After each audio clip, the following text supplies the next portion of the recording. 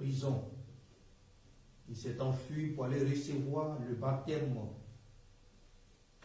chez Paul.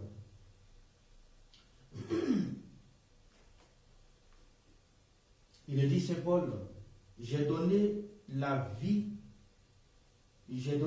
dans le Christ. Il s'agit bien du baptême. Onésime reçoit le baptême dans la prison de Paul. Et après le baptême, il est resté un peu à son service. Et Saint Paul lui demande de repartir, de retourner chez son maître Philémon, sachant que Philémon aussi est fils spirituel de Paul.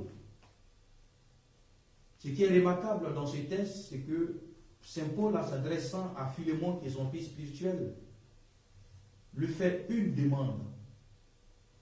Il demande que Philémon reçoit Onésime, mais non plus comme un esclave, mais comme un frère. Nous comprenons que à l'époque, c'était normal d'avoir des esclaves. Donc Philémon, bien qu'étant converti au christianisme, mais aussi qu'est un vrai Romain, ne s'est pas défait de cette loi ou de cette mentalité d'avant. Alors Paul lui fait cette demande d'accepter Onésime. Pourquoi? Tout simplement parce que le baptême a changé l'identité d'Onésime. Onésime, qui était esclave hier, esclave de Philémon, par le baptême, a la même identité que Philémon, a les mêmes droits que Philémon.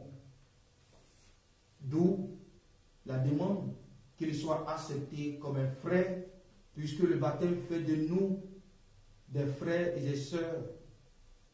Et nous avons pour Père Dieu et notre frère Jésus-Christ, qui est aussi notre Dieu.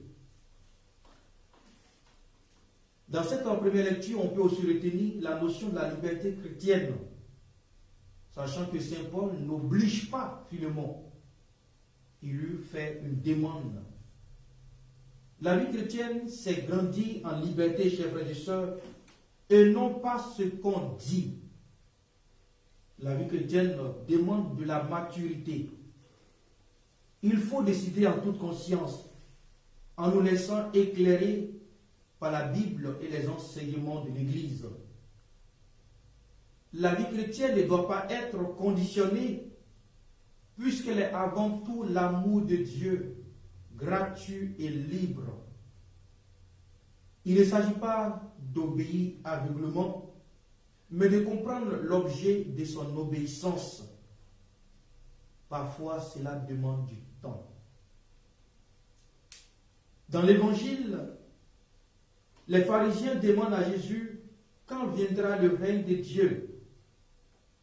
Ce qu'ils oublient, le règne de Dieu ne vient pas comme un éclair, comme un changement de société ou comme une révolution.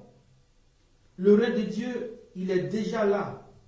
Il est parmi vous, dit Jésus. Le règne de Dieu est là dans la vie de toute personne qui reçoit l'évangile du Christ. Mais cela demande encore du temps pour le comprendre.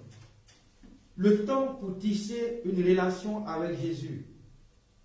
C'est dans cette relation que nous pourrons comprendre que le règne de Dieu est effectivement là. C'est dans cette relation que nous pourrons comprendre aussi la finalité des vertus chrétiennes telles que l'espérance, la charité, la foi, l'humilité ou encore l'obéissance. Chers frères et sœurs, la vie chrétienne est un chemin dans lequel on progresse. Puisque la vie chrétienne, c'est aussi aimer. C'est même aimer. Aimer Dieu, aimer les autres. Or, aimer demande du temps.